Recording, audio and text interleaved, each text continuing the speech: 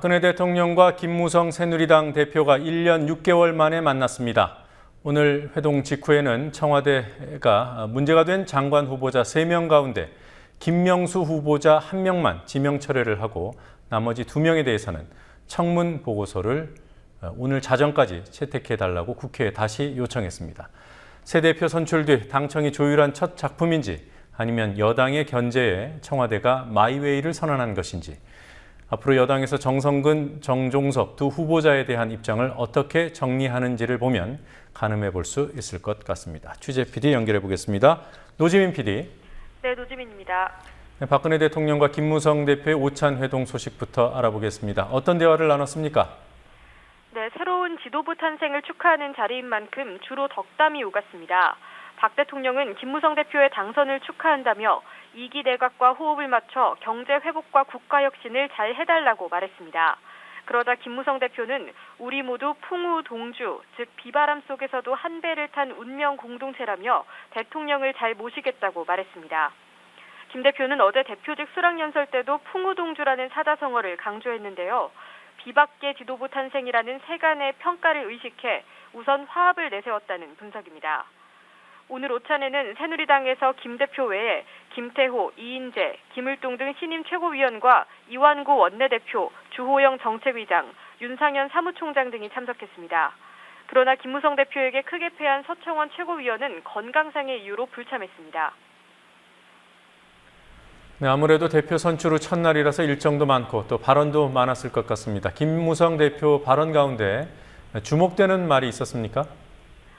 네, 김무성 대표가 당대표 출마 선언을 했던 현충원에서 첫 일정을 시작한 새누리당의 새 지도부, 수원에 있는 새누리당 경기도당에서 현장 최고위원회를 열었는데요. 이 자리에서 김무성 대표는 730 재보궐선거에서 경기도에 출마하는 후보들을 모두 당선시키기 위해서 경기도에서 첫 회의를 개최했다고 선거 승리를 강조했습니다. 오찬을 마친 뒤 오후 국회에서 열린 의원총회에서는 이제부터 친박 비박 간 계파 갈등은 없다고 선언하면서도 당내 토론 문화가 있어야 한다고 강조했습니다. 김무성 대표의 발언 들어보시겠습니다. 오늘부터 친박 비박은 이제 없습니다. 언론인 여러분들도 협조해 주시기 바랍니다. 우리 모두 박근혜 정부의 성공을 통해서 우파 정권 재창출에 모두 앞장서야 될 동지들만 있을 따름입니다. 저는 앞으로 우리 새누리당을 좀 더 토론 문화가 활발하게 전개되는 그러한 활기찬 민주정당으로 만들 포부를 가지고 있습니다. 네, 김 대표가 토론 문화를 강조한 것은 청와대에 할 말은 하겠다는 기조를 유지하겠다는 뜻으로 풀이됩니다. 자, 김무성 대표의 패한 서청원 최고위원 오늘 병원에 입원했다고 하더군요. 정말 건강에 문제가 있는 겁니까? 아니면 정치적 계산이 깔린 행동인 겁니까? 네, 여러 가지 해석이 나오고 있는데요. 서청원 의원 측은 전당대회 일정을 소화하느라 무리해서 목소리도 잘 나오지 않는 상황이라고 설명했지만 김무성 대표의 큰 표차로 진 충격 때문이라는 해석이 우선 나왔습니다. 7선인데다 친박 좌장인 서 의원 입장에선 대통령이 전당대회까지 참석해서 지원 사격했는데도 불구하고 김 대표에게 패했다는 것 자체가 정치적인 상처일 수밖에 없습니다. 김무성 대표가 주도하는 상황에 끌려다니지 않겠다는 신호를 첫날부터 보냈다는 해석이 나오는 이유입니다. 또한 서 최고위원이 전당대회 선거 기간 중 만약 2위를 하면 김무성 대표에게 모든 것을 맡기고 물러난다는 보도가 나온 적도 있는 만큼 모종의 결단을 고민하고 있다는 풀이도 있습니다.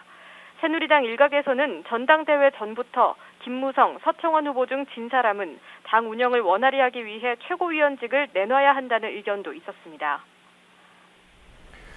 자, 그리고 오늘 청와대 오찬 회동 이후에 김명수 후보자만 지명 철회를 한다는 발표가 있었죠.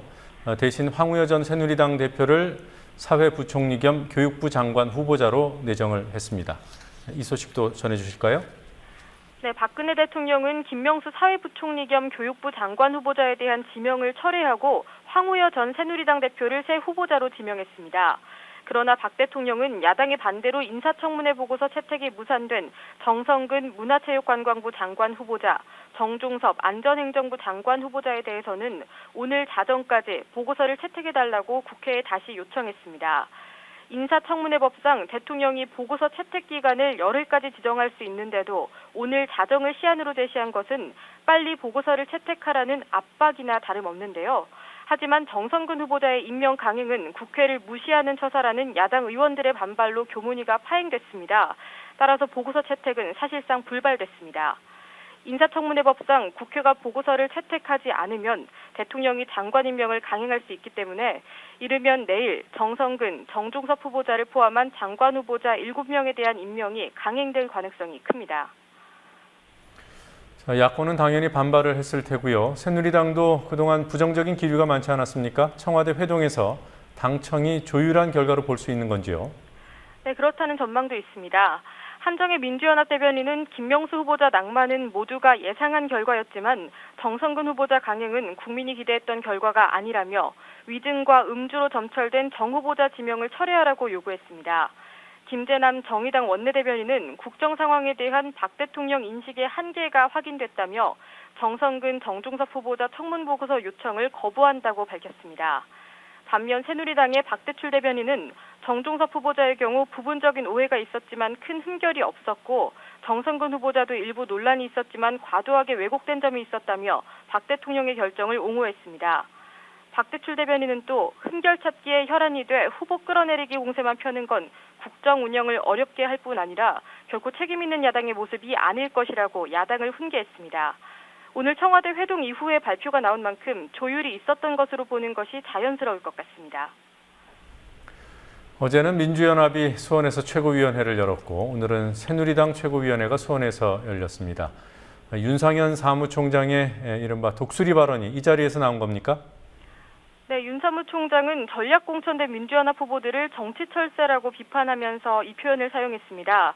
윤 사무총장은 특히 수원 8달에 출마한 손학규 후보를 향해서 시흥, 광명, 종로, 분당에서 뼈를 묻겠다더니 다시 8달에 뼈를 묻겠다고 출마했다며 비판했습니다. 윤 사무총장의 강도 높은 발언은 손 후보의 출마로 새누리당 텃밭이었던 수원 8달 선거가 불리해졌다는 위기감을 반영한 측면도 있어 보입니다. 경기 지역 일간지인 경인일보의 수원 8달 여론조사 결과 손학규 후보가 39.1%의 지지율로 김용남 새누리당 후보를 4%포인트 이상 앞섰습니다. 한편 윤 사무총장은 오늘 의원총회에서 권은희 후보를 폭주하는 위증열차라고 표현하며 민주연합의 전략공천을 거짓공천이라고 비판하기도 했습니다. 이번 재보궐선거 민주연합과 정의당의 야권연대 논의 어떻게 진행되고 있습니까? 네, 정의당의 간판인 노회찬 전 의원이 출마한 서울 동작 1, 천우선 대표가 나오는 수원 영통의 야권연대 가능성이 관심사인데요. 현재까지는 민주연합과 정의당이 신경전만 벌이고 있습니다. 한편으로 야권연대에 대해서는 각 당에서도 다른 목소리가 나오고 있습니다. 정의당의 천우선 대표는 어제 라디오 인터뷰에서 자신들은 야권연대 가능성을 열어두고 있다고 말했지만 박원석 대변인은 오늘 재보선에서 야권연대는 없다고 보면 된다고 강조했습니다. 민주연합 쪽에서도 동작 을에 출마한 기동민 후보는 정치적 연대 역시 정치적 셈법에 의해서 진행된다는 느낌보다는 공개적인 토론을 통해 이뤄나가는 게 맞다며 단일화를 추진한 의사가 있음을 드러냈습니다. 하지만 김영록 민주연합 원내수석부 대표는 당내에는 야권연대에 반대하는 의견이 훨씬 더 높다며 기 후보와는 다른 말을 했습니다.